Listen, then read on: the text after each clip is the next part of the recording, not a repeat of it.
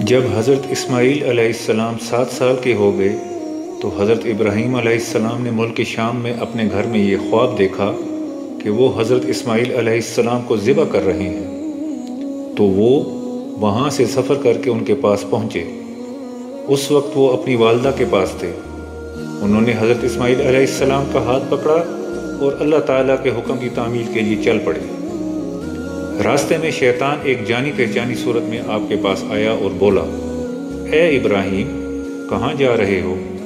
آپ نے فرمایا، اپنے ایک ضروری کام سے جا رہا ہوں۔ اس نے کہا، آپ اسماعیل علیہ السلام کو ذبح کرنے جا رہے ہیں؟ آپ نے فرمایا، کبھی کوئی والد بھی اپنی اولاد کو ذبح کرتا ہے؟ اس نے کہا، جی ہاں، آپ ایسا کریں گے۔ حضرت ابراہیم علیہ السلام نے فرمایا، میں کیوں ذبح کروں گا؟ اس نے کہا، اس لیے کہ تم یہ سمجھتے ہو کہ اللہ تعالیٰ نے تمہیں اس کے ذبح کا حکم دیا ہے۔ آپ نے فرمایا، اگر اللہ تعالیٰ نے ہمیں حکم دیا ہے اور ہم اس کے حکم کی تعمیل کریں تو یہ اچھی بات ہے۔ شیطان وہاں سے ہٹ گیا۔ پھر شیطان حضرت حاجرہ رضی اللہ عنہا کے پاس گیا اور بولا، ابراہیم تیرے بیٹے کو کہاں لے کر گیا ہے؟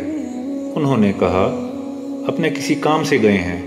شیطان نے کہا، وہ تو اسماعیل کو ذبح کرنے کے لیے لے گئے ہیں۔ انہوں نے کہا، کبھی کوئی باپ بھی اپنے بچے کو ذبح کرتا ہے؟ شیطان نے کہا، وہ ابراہیم علیہ السلام یہ سمجھ رہے ہیں کہ ان کو اللہ تعالیٰ نے اس کا حکم دیا ہے۔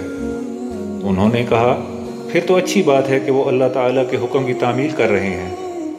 پھر وہ حضرت اسماعیل علیہ السلام کے پاس آیا اور کہنے لگا، اے اسماعیل، تیرے باپ تجھے کہاں لے کر جا رہا ہے؟ انہوں نے کہا، کسی کام سے۔ شیطان نے کہا، وہ تو تجھے ذبح کرنے کے لیے لے کر جا رہا ہے۔ حضرت اسماعیل علیہ السلام نے کہا، کوئی باپ بھی کبھی اپنی اولاد کو ذبح کرتا ہے؟ اس نے کہا، ہاں، وہ کر دے گا۔ حضرت اسماعیل علیہ السلام نے کہا، کیوں؟ شیطان نے کہا، وہ سمجھ رہا ہے کہ اس کو اللہ تعالیٰ نے یہ حکم دیا ہے۔ حضرت اسماعیل علیہ السلام نے فرمایا، تب تو اچھی بات ہے کہ وہ اپنے رب کی اطاعت کر رہے ہیں۔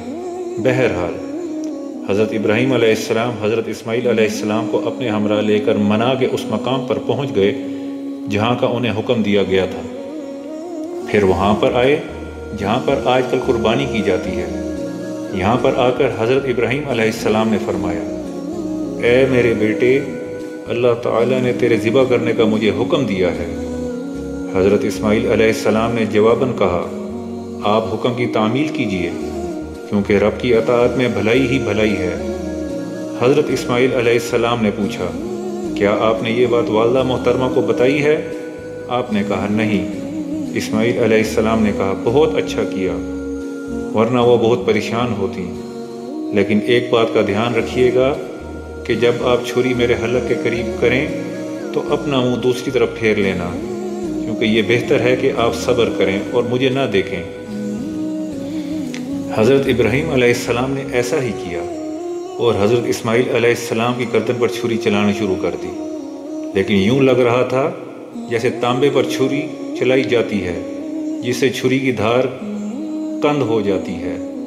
آپ نے 2 یا 3 مرتبہ پتھر پر رگڑ کر اس کو تیز کیا، لیکن وہ حضرت اسماعیل علیہ السلام کا حلق نہ کاٹ سکی۔ حضرت ابراہیم علیہ السلام نے سوچا کہ یہ بھی من جانب اللہ تعالیٰ ہے۔ آپ نے اپنا سر اٹھا کر دیکھا تو ایک مینڈھا آپ کے سامنے کھڑا تھا۔ حضرت ابراہیم علیہ السلام نے فرمایا، اے میرے بیٹے، اٹھیے، اللہ تعالیٰ نے تیرا فدیہ نازل فرما دیا ہے۔ تو حضرت ابراہیم علیہ السلام نے اس مینڈھے کو وہیں پر منا میں ذبح فرما دیا۔